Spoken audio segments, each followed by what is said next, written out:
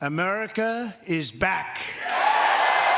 Birləşmiş Ştatlar prezidenti Donald Trump'ın reytingi 37%-ə düşüb. Bu onun ikinci prezidentliyi dövründə ən aşağı göstəricidir. Sorğunun nəticələrinə əsasən Ağ Ev sahibinin reytingi bir neçə ay ərzində 5% aşağı düşüb. Hazırda respondentlərin 37%-i onun fəaliyyətini bəyənir. 63% Trump'ın işindən narazıdır. Bir neçə ay öncə keçirilən sorğuda Trump'ın prezidentliyindən razı olanların sayı 42%-ə bərabər olub. Sorğuda iştirak edənlərin çoxu Trump'ın yenidən seçilməsi ilə iqtisadiyyatda olan nikbinliklərin azaldığını vurğulayırlar. Onların fikrincə vəziyyət belə davam edərsə, hazırda shutdown səbəbindən hər ay 7 milyard itirən Birləşmiş Ştatlar iqtisadiyyatı xeyli geriləyə bilər. Narahatlıqları artıran başlıca səbəb Trump'ın siyasəti ilə ictimaiyyətin gözləntiləri arasındakı ziddiyyətdən qaynaqlanır. Mütəxəssislərin fikrincə Trump'a inam xüsusən gənclər, yaşlılar və az təminatlı əhali arasında kəskin şəkildə azalıb. Bu vəziyyət Birləşmiş Ştatlar prezidentinin cəmiyyətdəki mövqeyini xeyli zəiflədə bilər.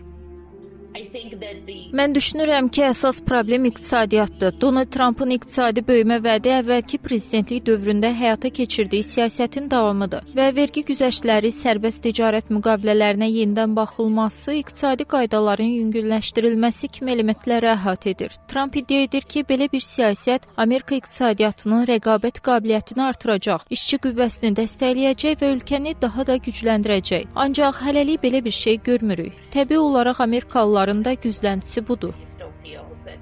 Donald Trump hakimiyyətinin apardığı siyasətin iqtisadiyyata təsirsiz ötüşmədiyi qeyd olunur. 10 respondentdən 7-si mövcud iqtisadi şərtləri pis və ya çox pis kimi qiymətləndirir. Yeri gəlmişkən Amerika Birləşmiş Ştatlarında dövlətin maliyyələşməsinin müvəqqəti dayanması, yəni shutdown prosesi hələ də davam edir. Bu Trump'ın 2019-cu ildəki ilk hakimiyyəti zamanı baş verən ən uzun shutdown dövrü ilə bənzərdir. Maliyyələşmənin müvəqqəti dayanmasına görə federal işçilərin böyük əksəriyyətinə maaş ödənilmir. Analitiklərin fikrincə Trump'ın reytingini azaldan səbəblərdən biri də onun Rusiya lideri Vladimir Putinə təzyiq gücünün zəif olmasıdır. Çünki Ağ Ev sahibi hələ hakimiyyətə gəlməzdən əvvəl prezident olacağı təqdirdə Ukrayna münaqişəsini 24 saat ərzində bitirəcəyini vurğulayırdı.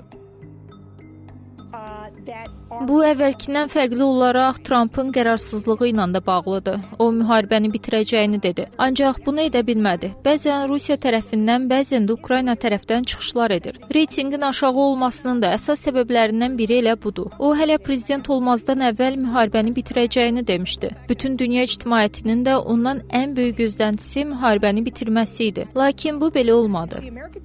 Sorğunun nəticələrinə görə bir çox Amerikalı Birləşmiş Ştatların yaxın illərdə dünyada etibarını itirəcəyini düşünür. Buna səbəb ölkə liderinin nümayiş etdirdiyi aqressiv siyasətdən yaranan narahatlıqlar və Trump'ın səlahiyyətlərini genişləndirmək istəməsidir. Eyni zamanda analitiklər qeyd edir ki, Ağ Ev sahibinin reytinginin aylardır dayanmadan aşağı düşməsi yalnız özü üçün deyil, həm də partiyası üçün mənfi göstəricidir. Bu geriləmə 2026-cı ildə keçiriləcək ara seçkilərdə demokratlar üçün fürsət yarada bilər.